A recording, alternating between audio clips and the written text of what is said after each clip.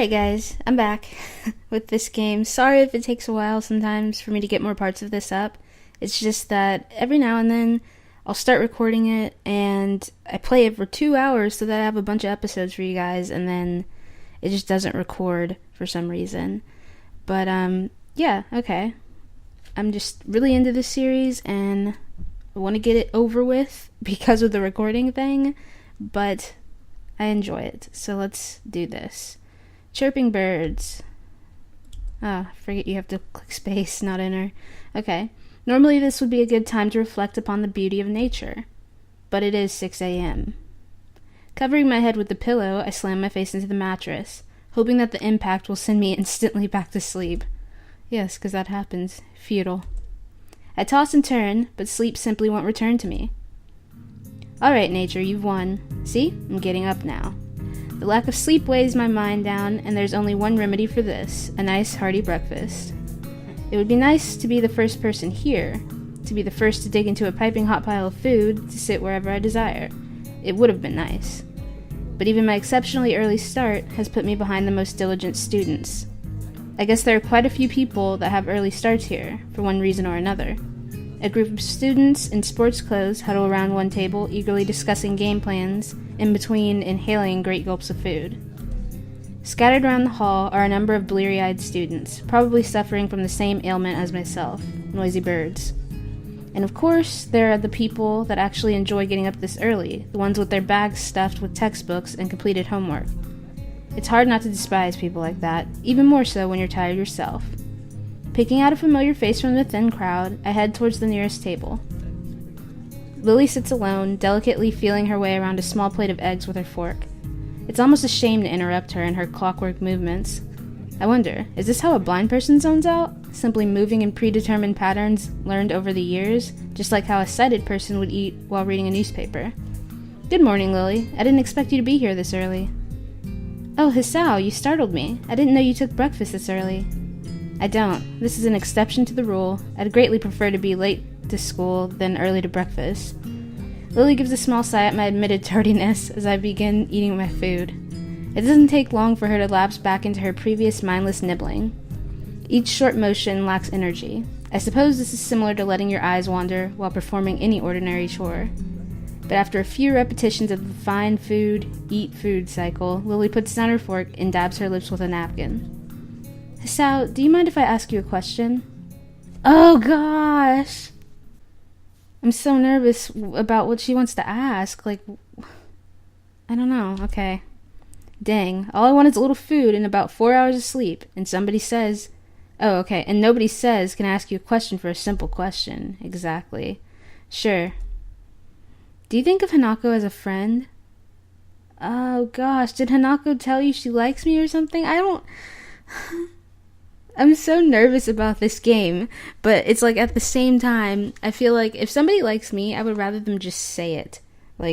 Don't leave me wondering, because I'm not good at that. I've thought people like me in the past and they don't, and then I get hurt, so I've just stopped caring. Okay. This seems like a leading question. Yes, it does. I guess so. Why do you ask? No real reason?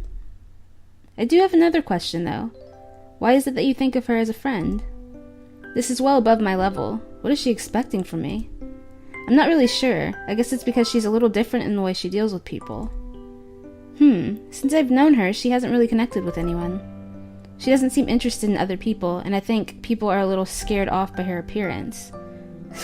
Really? I thought that kind of thing was, discouraged here, discriminating and such. If I were to put it one way... She furrows her brow in thought, a move which makes me slightly anxious as to what she's plucking from her mind. Oh my gosh, what is she gonna say? I'm so nervous. I'd say that you're a little naive. Oh, well, thank you so much for the freaking rude thing that is not a compliment. Naive? I'd be insulted if not for the slightly cynical grin on her face. I see.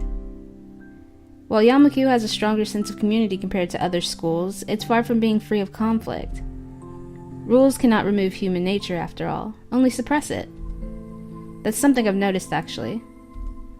Just little things, like how certain people in cliques avoid each other in the hallways. It's no different than my old school, really. Even Lily and Shizune could be considered bitter rivals, even though they both seem like fairly accepting people. Well, at least the Misha-tinted Shizune does. Who knows what actually goes on with her fingers and behind her glasses. I guess you're right, but when I first came here, everything was a bit of a shock. I kept on making mistakes, or at least thinking I was making mistakes. Like when I first met you and said, "I see," to you. I remember that. I didn't know if that was considered rude or anything, so I just tried to put it in the back of my mind. Treating people any differently, and that kind of thing. I don't know if I read that right. Sorry if I didn't.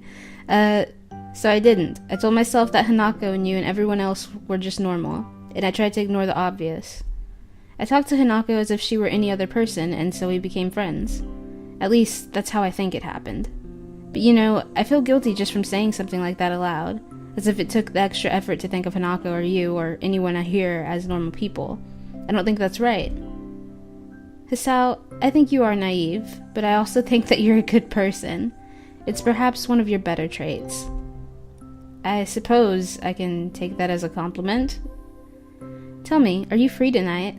Oh gosh. If you don't count homework, then I'm free as the breeze. In that case, would you care to join myself and Hanako for tea? I don't really have that much money at the moment, so going out isn't really...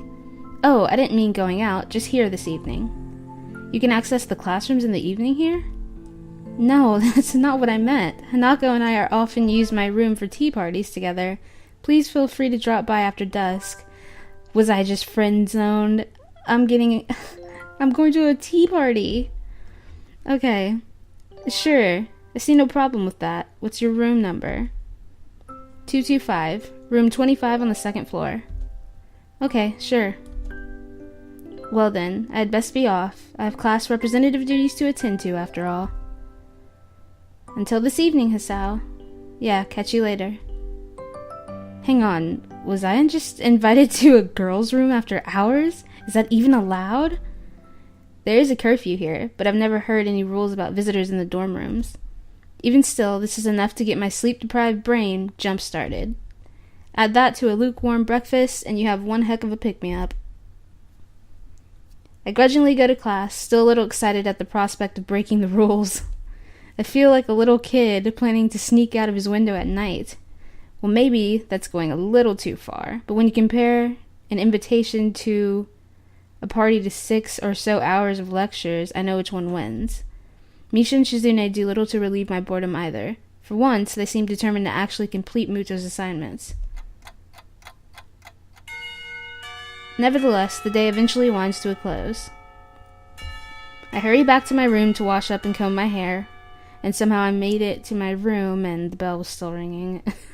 Thankfully I don't run into Kenji. Yay! Before long, I'm leaving the boys' dorm. I nervously rap on the door marked 225, not clenching my watch, checking my watch once again. Sorry, I have a hard time talking at the beginning of the week. Is that you, Hisao? The door's open, you can come in.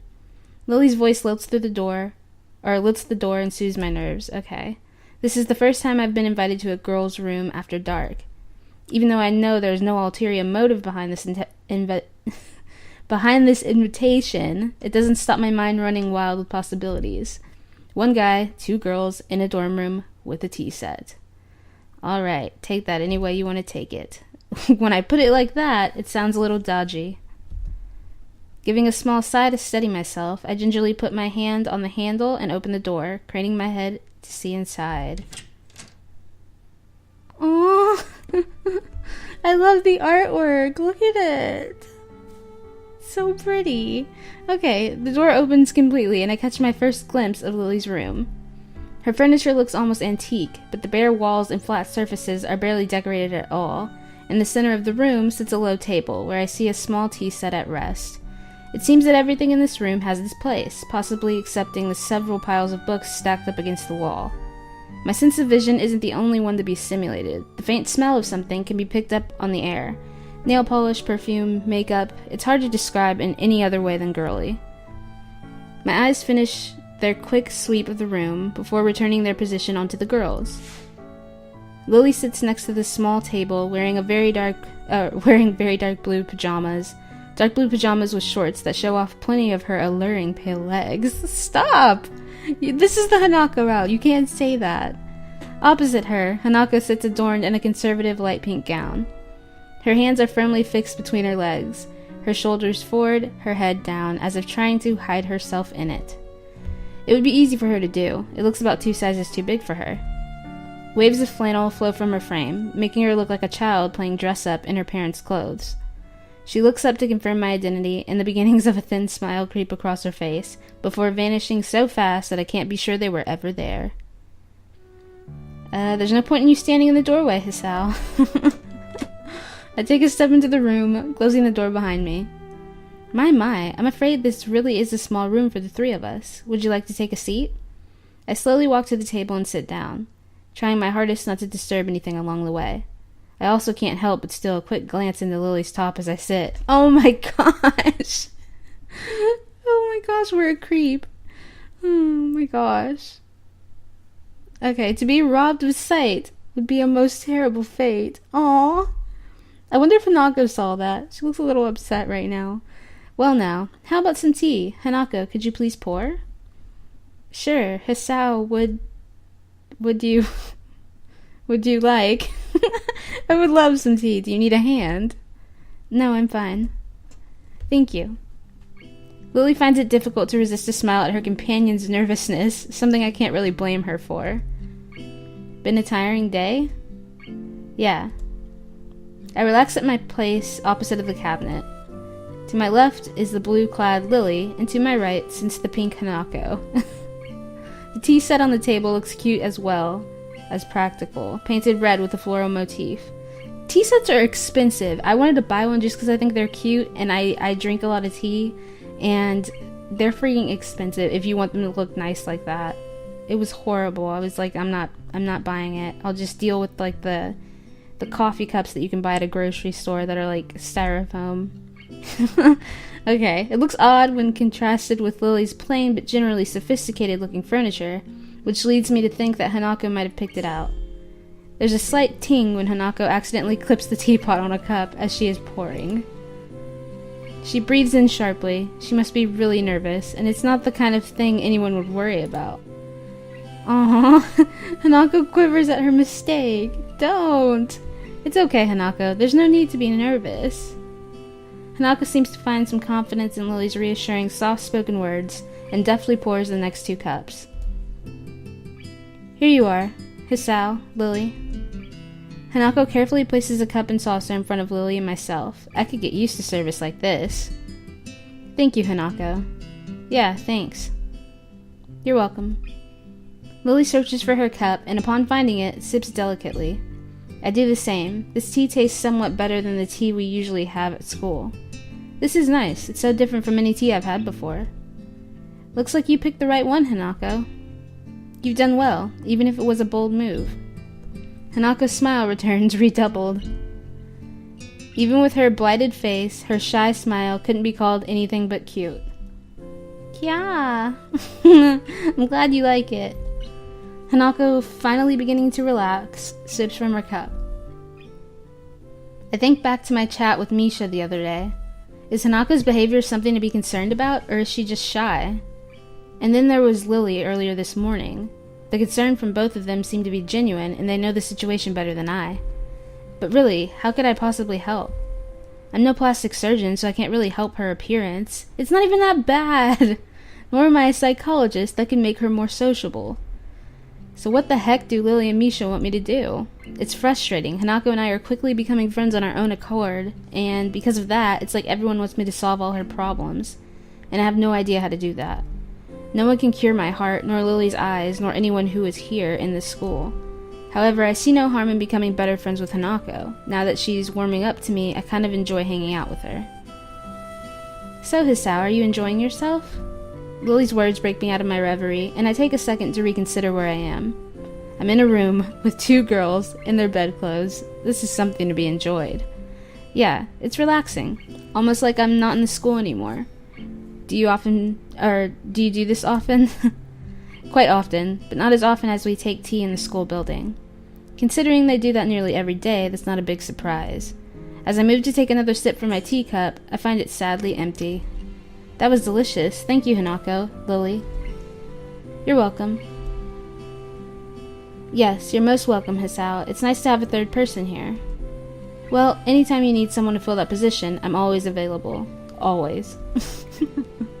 One must be sure to get one's point across in these circumstances. Lily lets loose a yawn, which she unsuccessfully hides with her hand. Pardon me, I think I'm a little tired. I think we're all a little tired. My, how astute we are tonight, Hanako. We really should head to bed. We all have class tomorrow. Yeah, I should go. Thank you for your presence, Hisao. Thanks. You'll come again? Not even a whole army could stop me. I'm impressed by your determination, Hisao. Either way, you're right. We'd best get going. I stand up and make for the door. Hanako gingerly stands up behind me. I stop and face her. Are you coming with me? Hanako instantly blossoms into full blush. No, this room isn't. It's okay, I was only joking. Oh, okay, good night. Good night, Hanako. Good night, Hisao. Night all. Who says that? Night all. Okay, and with that, our tea party finishes. I'm still not sure what it is that Lily wants me to do for Hanako, but I do want to let her down. Or I don't want to let her down. Not I do. Okay, I wait until the door is closed behind us before turning to Hanako. Hey, Hanako, you don't have to be nervous around me or anything. I mean, we're friends, right? Right, we're friends. If you ever want to hang out or anything, just let me know. We still have to have that chess rematch, remember? Sure. But I don't think you'll win. Oh, thank you. It wouldn't be any fun if it was easy. Hanako seems to give a muted laugh, but she could have just as easily been exhaling. Good night, Hisao.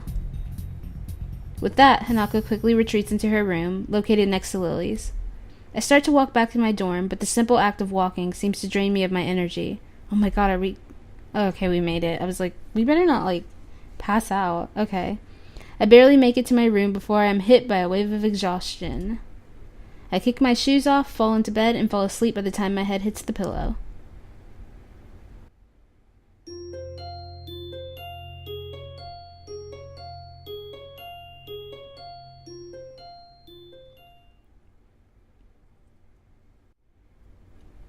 I pull my door closed, ready for another day of classes. Oh no, he's back. Sleep well. And then his music, of course. Kenji's sudden arrival makes me jump, and I narrowly avoid butting heads with him. I know he has poor eyesight, but he knows who I am now. Does he still have to stand this close? Oh yeah, like a baby. Dang, why do people say that? Have you ever heard a baby sleep? They scream, all night, every night. Babies don't sleep well, ever. Well, there goes my restful state. I have to remember to never use figures of speech with Kenji. Alright, I get your point. It was a figure of speech. Yeah, sure, whatever. Where were you last night? I had a favor to ask, but you weren't around. For a split second, I considered telling Kenji the truth, that I was spending time with Hanako and Lily. Thankfully, that split second passes as soon as it came. I was just out, checking out the local area and stuff, recon. Good, man, good. I knew you were the type to plan ahead. Anyway, what was this favor you wanted? I was gonna get some takeout, but I needed change. We gave him money already. Wait, what? I gave you money last week and you still haven't paid me back. Yeah. Huh, and I was starting to think you were cool. Kenji fishes around in his pocket and produces his wallet. As he counts out the 400 yen he owes me, I can clearly see that he has at least 10,000 yen notes. Wait, what? Is money that different there? I guess this is Japan? Am I wrong or something? Money is, way different. That's a lot of money. Even 400 is. But, wow, okay. Hey, what the heck? Why are you borrowing money off me when you've got that much cash? Kenji hisses a little, realizing that he's been had. Get off my case, man. It's bad luck to break a big note for anything less than half its value. It's the tycoon's rule. Last night's dinner is going to cost me 7 years of bad luck. 7 years. Don't you think that's enough cause to help someone out? I'd get a shorter sentence if I just stole the stuff. My common sense screams at me to say something to him, but thankfully I restrain myself. Arguing a point like this with Kenji will just lead to further and more complicated discussions. Yeah, I guess you're right. Maybe you should plan these things a little better. Yeah, man, I know, but I've just got so much stuff to do, it's hard, and you're never around anymore, so I'm on my own. Excuse me? We're supposed to be brothers in brotherhood, remember? No, I don't. Yeah, I get you. Global conspiracy and such. I'll keep my ear to the ground. Kenji draws close enough for me to get a clear whiff of his garlic-tainted breath. Gross! Oh gosh. You'd better, man. You're already spending less time here. That's the first thing they do. They'll try to split us up, divide and conquer. Sun Tzu said that. Roger that. I've gotta be going. I've got classes. You coming? Nah, I'm tired. I stayed up all night just to make sure nothing was gonna happen after splitting that note. As rational as ever, I see. Whatever. Night. He got so mad. Kenji scurries back into his room and I hear him throwing his locks as I walk down the hallway. That is why some people can't roll their tongue, or why their second toe is longer than their big toe. Muto beams a half-moon smile at us, obviously proud of his explanation of recessive genes. However, no matter how impressed he is at the science that defines who we are, the classroom seems to be reduced to a stupor. Why is it that a bad explanation can make even the most interesting thing seem worthless? I can see Muto deflate as he realizes that nothing he said in the past half hour has sunk in. Whispered conversations start to break the silence, and like an avalanche, the noise level in the class starts to rise. Defeated, Muto identifies some questions from the textbook and sets to clearing off the blackboard. Almost as if expected, Hanako packs up her things and leaves as soon as people start talking and laughing among themselves. It's kind of cool that I can actually hear people talking, and that's kind of cool. I like that about this visual novel, I guess. The initial shock of seeing someone play so blatantly truant has started to fade, but it doesn't stop me from wondering. Is she leaving because she doesn't want people to speak to her, or is it just the thought of people around her shattering her peace? Before I can think about the topic any further, the lunch bell rings. I wonder if she was simply taking the opportunity to leave early. The usual clamor of students exchanging books for lunch reverberates around the room, and while Misha is distracted, I grab my lunch and head out the door. Thank goodness. Lily already sits in the tea room, setting out her lunch alone. So, Hanako's not here then? Oh, Hisao, how are you? I haven't met Hanako since this morning, I'm afraid. That's right, Hanako and Lily live next to each other. Somehow, I think their morning conversations are slightly more grounded than Kenji's ramblings. That's strange. She left class early, so I figured that she'd come here. So she's still leaving class early. Huh. Yeah, I've seen her do it a few times. Oh, okay, I was confused for a second. I was like, why is she so sad? Okay.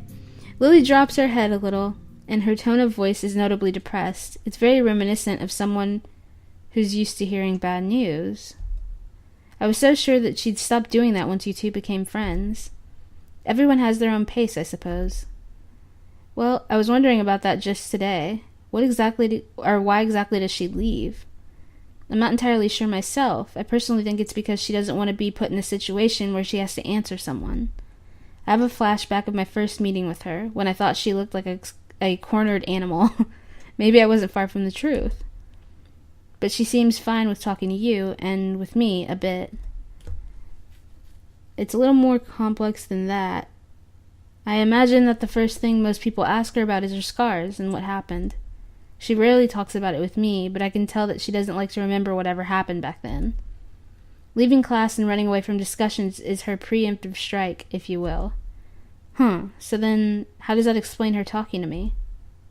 You said it yourself yesterday at breakfast. You tried to ignore her scars. Once she saw that you weren't going to ask her about that, she opened herself up to you. I guess you're right. Maybe. I don't know. You know her better than I, so I'll take your word for it. I wouldn't worry about that. I'm sure you'll come to know her as well as I do soon enough.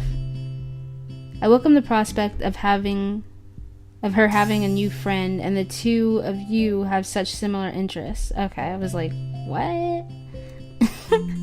Oh my gosh. Sorry, it's early in the morning. When I wake up, my brain doesn't work right. My mouth doesn't work right. Don't take that dirty. Don't take it the wrong way. It's not what I meant. But yeah, Okay. Well, I hardly count reading as a team sport. It's good to have company, though. That's my point. Hanako is still an average person at heart. She also wants company at times like that. Huh, I see. I think. To be honest, both of you still confuse me a little. Can't believe we just said that out loud. It's only natural, Hisao. We've only known each other for a little while. It's unreasonable to expect you to understand us, just as we can't understand you. But that is half of the fun of becoming friends, right? Yes it is. Although, I suppose there's the matter of us being opposite genders. Men and women do seem to confuse each other quite often. Got that right. She says that with a light giggle, finding amusement at the odd little details of life. I hope you don't mind, but I'm going to start eating. No, go ahead. I think I'll eat something too. I've got some books I want to drop back at the library before classes start, so I'd better get a move on. You'll probably find Hanako there as well. If you do see her, can you tell her to stop by my room later tonight? I'd like to talk to her. You're not coming?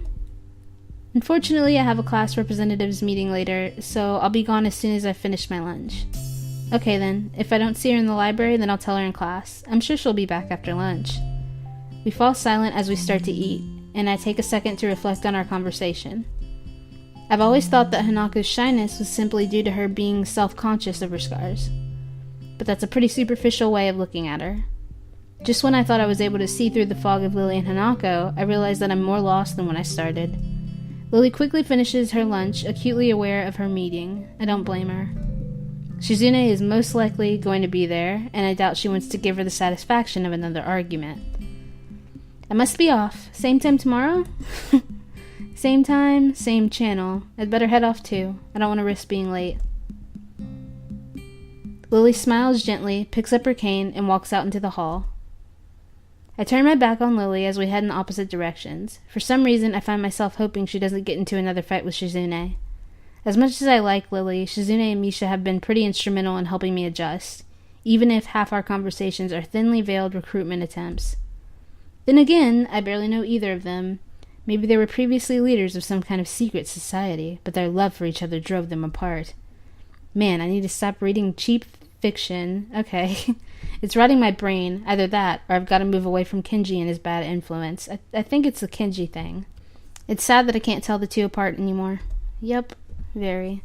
I slide my books down the return chute, and they crash into the cart with a pleasant thud. Oh my gosh! Literally, she's like a jump scare in itself. Like, she is just a jump scare. I never expect it. Okay. Yuko, however, doesn't seem as impressed as I. Hisao, you scared me, and you scared me. Sorry, I thought you'd be used to that by now. Or is the literacy level here so low that nobody borrows any books? Huh? No, I think everyone here can read fine. Yeah, never mind. There are some battles that you can never win. Trying to explain jokes is one of them. My dad taught me that the hard way. Say, Yuko, have you seen Hanako about? She left class early, but she wasn't in her usual hiding place. I think I saw her sneak in before lunch. Oh, but I'm not supposed to tell anyone that. I just told you that I saw her leave. No need to stress out. Oh, of course. She's probably in the back. Thanks. Get any new books in recently? No, sorry. I'll let you know when we do, though. Okay. If there's one thing I know about librarians, part-time or otherwise, it's that they appreciate people that take a genuine interest in their work. I walk the now familiar path to Hanako's reading nook, picking out a few titles along the way. Sometimes I find it hard to discover a book that'll interest me among the shelves. An author's name and a 2-word title don't mean much in a sea of similar words. Okay. For that reason, I sometimes reread books that I read in the past, better to bet on the favorite than a new runner. An unfamiliar title from a familiar author peeks out among the spines of its neighbors, so I remove it from my shelf. Or from the shelf, not my shelf. I don't own the library, or do I? At least I'm not going over old material. Hanako! Okay, as expected, Hanako sits on her beanbag, buried deep in a copy of Dance Dance Dance. Hi Hanako, how's it going? I fight back the urge to ask why she left class early. If Lily's suspicions were right, then asking her about that could have the opposite effect. Best to leave it for the time being. Sometimes the best way to get an answer from someone is to never ask the question. Hello, Hisao, I'm fine. Something seems off, and after a couple of seconds, I realize what it is. Hanako's smiling. She looks as if she's pleased to see me. It's a nice change from the usual, instinctively frightened reaction, and something I hope I can see more of as we get to know each other better. Good to hear. How's that book?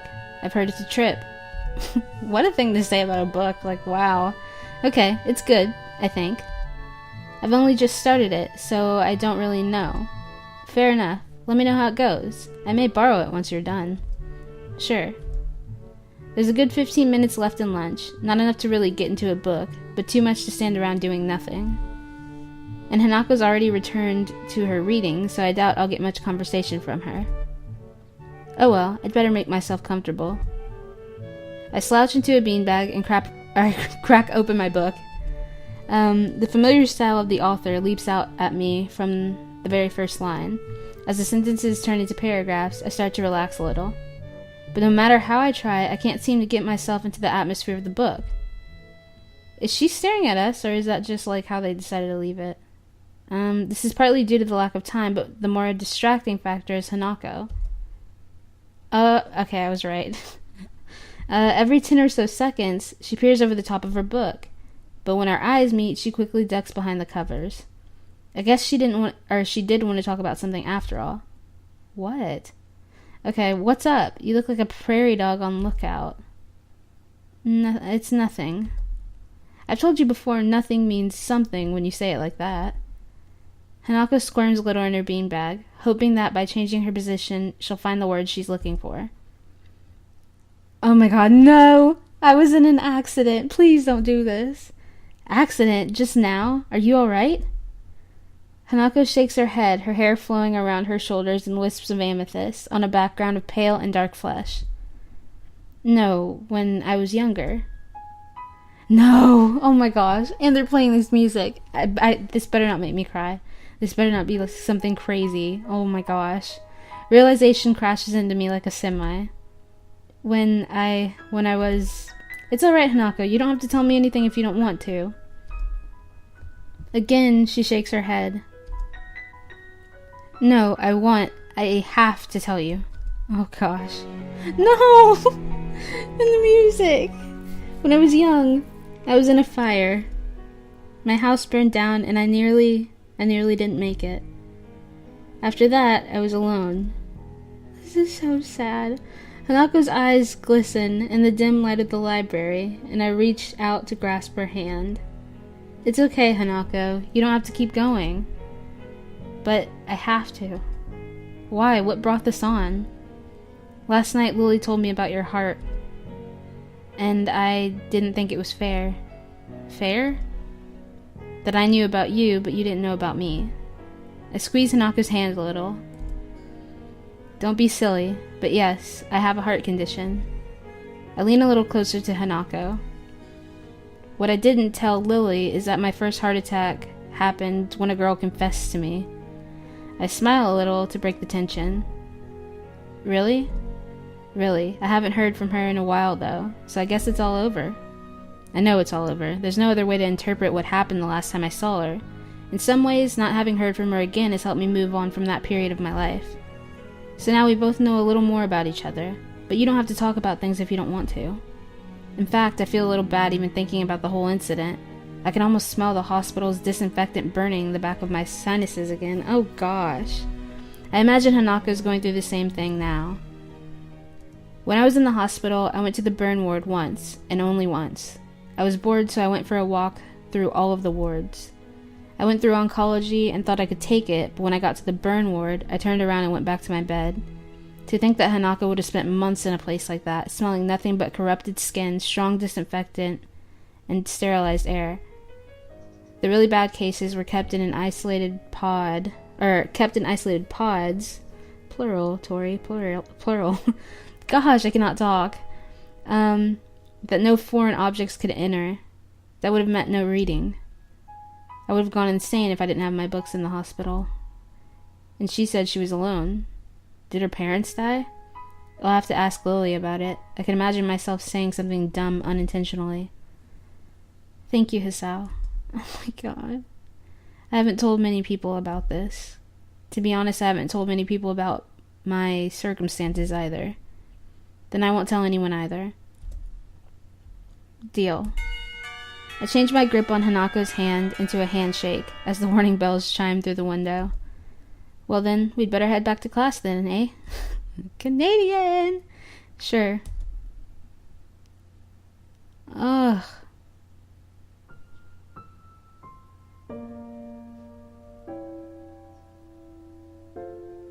Oh, Act 3, castling. Cool.